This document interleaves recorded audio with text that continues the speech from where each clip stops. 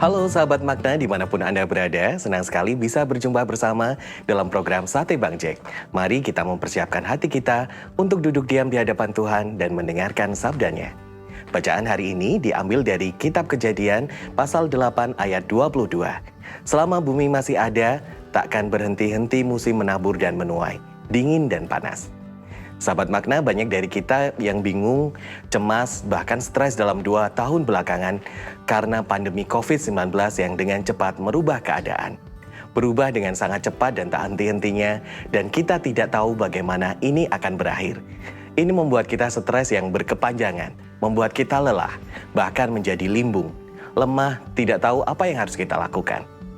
Ada perubahan yang kita sukai, tapi juga ada perubahan yang tidak kita sukai. Semua terus berubah, bahkan diri kita sendiri pun juga berubah. Kita harus menyadari dan menerima bahwa perubahan itu tak terelakkan, tak bisa dihindari.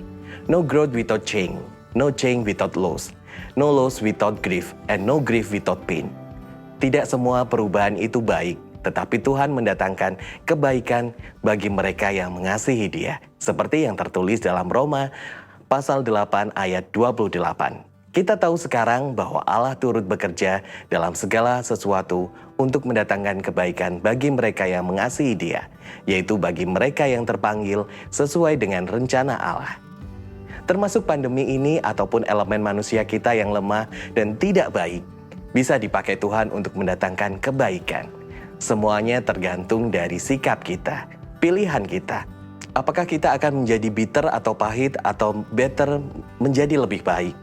Bedanya hanya pada huruf I atau I dalam bahasa Inggris I, saya. Bagaimana sikap attitude saya? Kalau kita mengasihi Dia, kita tidak usah khawatir karena Dia akan memakai segala hal mendatangkan kebaikan bagi kita. Tuhan punya maksud agar kita terus berubah, bukan menjadi makin kaya atau naik jabatan atau makin nyaman dan seterusnya. Karena semuanya itu tidak akan dibawa ke surga, tetapi Dia ingin kita semakin seperti Yesus Kristus. Seperti apakah yang seperti Yesus Kristus itu? Dijawab dalam Galatia 5 ayat 22-23. Tetapi buah roh ialah kasih, sukacita, damai sejahtera, kesabaran, kemurahan, kebaikan, kesetiaan, kelemah lembutan, penguasaan diri. Tidak ada hukum yang menentang hal-hal itu. Kita tidak bisa mendapat buah roh tersebut dengan otomatis atau dengan menelan sebuah pil ajaib. Tapi kita harus belajar dan melatih diri.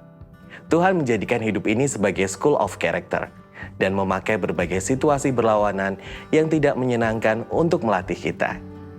Kisah Yusuf setelah dicelakakan saudara-saudaranya, kejahatan, human error, dan dosa saudara-saudaranya pun dipakai Tuhan untuk mendatangkan kebaikan, sehingga Yusuf saat bertemu kembali, saudara-saudaranya berkata, "Memang kamu telah mereka-rekakan yang jahat terhadap aku, tetapi Allah telah mereka-rekakannya untuk kebaikan. Tinggalkan good old days dan jangan diharapkan kembali, tetapi melangkah ke depan dengan penuh keberanian. Invest waktu lebih banyak untuk bersaat teduh sendiri, bertemu Tuhan. Ini akan menstabilkan kita di tengah berbagai guncangan, dan sekaligus memberi energi baru. Mintalah hikmat Tuhan agar kita bisa melihat dan mengerti dari perspektif Tuhan, bukan dari segala informasi dari gadget, media sosial, dan lain-lain.